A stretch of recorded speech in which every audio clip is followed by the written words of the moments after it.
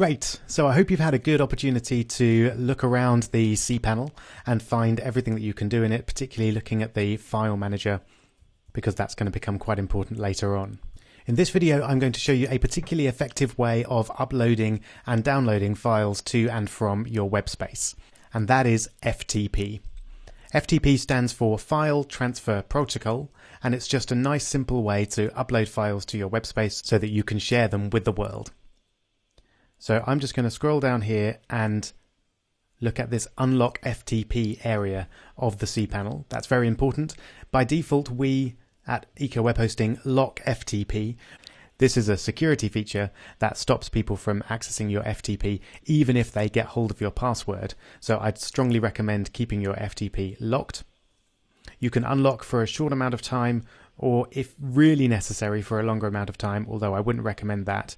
You can also unlock by a specific IP address. However, unless you know that you have a fixed IP, and if you don't know that, you probably don't, then I wouldn't recommend that because your IP address will likely change and then you won't be able to get into FTP. So I'm going to go for 4 hours for now and then click unlock, and that will enable me to access FTP for the next 4 hours. Now, just beneath that, we've got the FTP details, which show you the username, password, FTP server and FTP server IP. This will allow you to access FTP using any FTP program. Unless you've actually purchased your domain, so here I haven't bought any testdomain.willwork.com, so I'm not going to be able to use this FTP server. So I'd always recommend using the server IP to access unless you've already purchased the domain. So how do you actually access your FTP? You need an FTP program. Now there are lots out there, and if you've used one in particular, then feel free to stick with that. That will work fine with your web hosting and you can use that to upload your files. But if you're not familiar with FTP and you haven't used a program before, I would recommend the browser Firefox and the plugin Fire FTP. So first of all, if you haven't used Firefox before, just Google it. It's a great browser in itself. I'm actually a bit more of a fan of Chrome, but Firefox has a lot of powerful plugins, including Fire FTP, which I still use. So I'm not going to go through the Firefox download process. It's fairly straightforward. Just go to the main Firefox page, click on the big green button, and then follow the instructions. That will then take you to something that looks like this. So this is our Firefox start page. Once you're in Firefox, just search for Fire FTP, and the top result will be the Fire FTP add-on. So this is an add-on for Firefox which will allow you to access FTP. And then you can just click the big green Add to Firefox button and again follow the instructions to add that to Firefox. If you do have any particular problems with Fire FTP, the support site is just down there and it has a lot of answers to common questions, as well as a walkthrough for beginners. So do spend a bit of time on that if you have problems. Okay, so now I'm going to assume that you've added Fire FTP to Firefox, and we're going to add a nice shortcut to the toolbar to allow you to access it nice and easily. So click View, Toolbars, and then Customize. And then you'll get a page that looks something like this. And the important thing that we want is this Fire FTP icon there. So just click on that and drag it wherever you want to put it.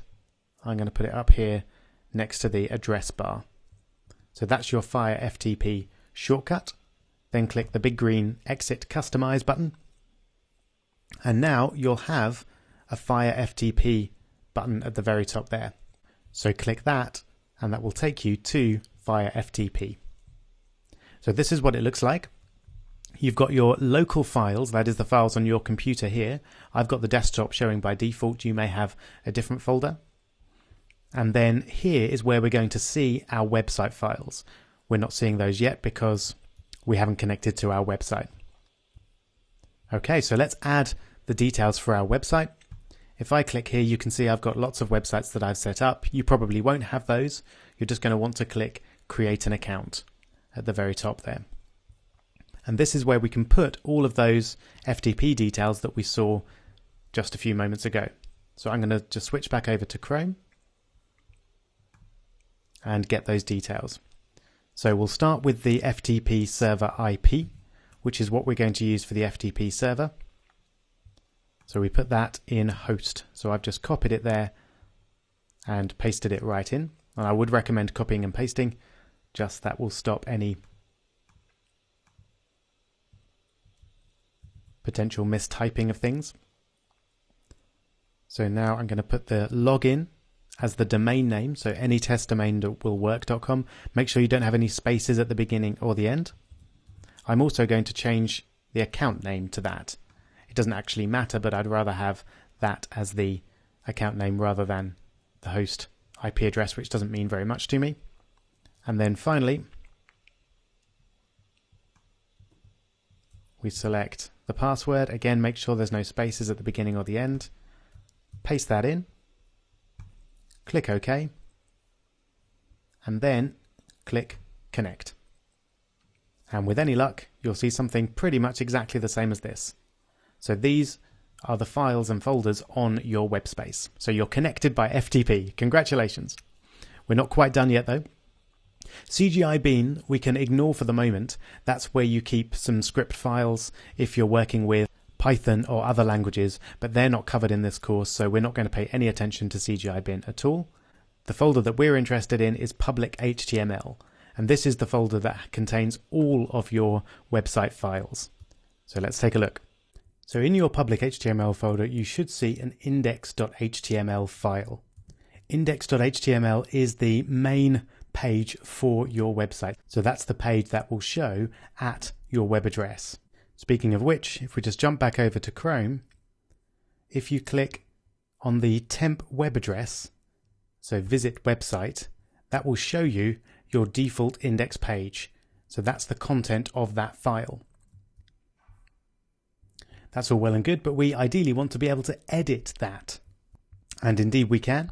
And one of the things I like about FireFTP is it allows you to edit files directly on the website without actually having to download them, edit them, and upload them again. And the way to do that is to right-click and click Open. Or you can use Command-O on a Mac or Control-O on a PC. Before we can do that, we need to tell FireFTP what program we want to use to launch our HTML files. And the way I would recommend doing that is clicking this arrow here to download the index.html file to your computer, and then jump over to Finder on a Mac or Windows Explorer on a PC, and then you can just control click on a Mac or right click on a PC and choose the default program to open your HTML files with. So on a Mac, I go all the way down to Other, and then I'm going to choose Text Wrangler as my default program. And there you go. You can see it's opened it up right there in Text Wrangler. And just to show you that now, I can go over to FireFTP, press Command-O, and it does indeed open up in Text Wrangler.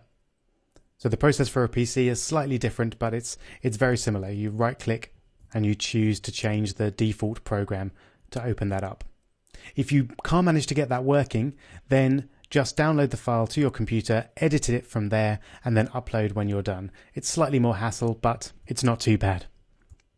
And finally then, if we want to make a change to this file, all we need to do is type over it. So instead of default index page, I'm going to change this to Rob's index page. And then I'm going to use Command S to save, or you can use File, Save. I can't do that because I've just saved it, so I can't save it again. But now if we jump over to our default index page and refresh, you can see it's updated immediately to Rob's index page.